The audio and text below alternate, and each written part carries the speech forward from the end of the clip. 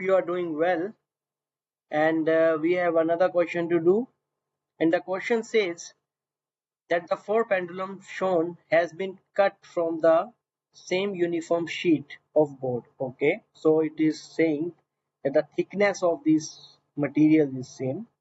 They are attached to the ceiling with the string of equal lengths. So length are equal. So basically it's saying is like if A is there, A is made like this. So this thickness is same. So like if this body is there, so this thickness is same. So when this thickness is same, we have to only work in a vertical manner. We don't need further calculations in it. This is the point. And it says that they are attached to the strings of equal length. So equal length means that this length is all equal. So I was not able to make the correct, like, yes, this length is same. Okay. Which pendulum has the shortest period? Shortest period, first of all we need to write the formula for the pendulum, that we already know that the t equal to 2 pi root L by g. So g is same because all the four bodies are on the same planet, that are on earth. So only the length will play the game. So just suppose this length L, so this will be same for all of the bodies, but the center of the mass will play the game.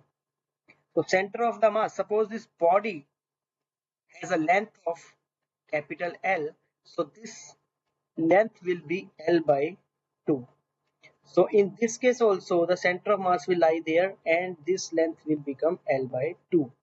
But in this case the center of mass will shift little bit towards the downwards because the lower path is longer than the above path. So it will be L by 2 plus X, we can say that something extra is there, and in this case there will be, it will be a shorter center of mass, that will L by 2 minus X. So among all these four figures, the L by 2 minus X is the shortest distance. So whosoever has the shortest length will have the shortest time. So the shortest period for these all, among all these pendulum, would be of T. So now we will check the mark scheme. Mark scheme says D is the right answer. So in this question basically we have to work with the center of mass. So I'll just make another diagram for your understanding. It's like this. This is the center of the body, but the actual center of mass will be here. So this distance will be X, suppose, and this will be something L by 2 minus X. So this has a shorter center of mass because this length is greater than this length. So hope you have understood this question. So thank you for watching this video.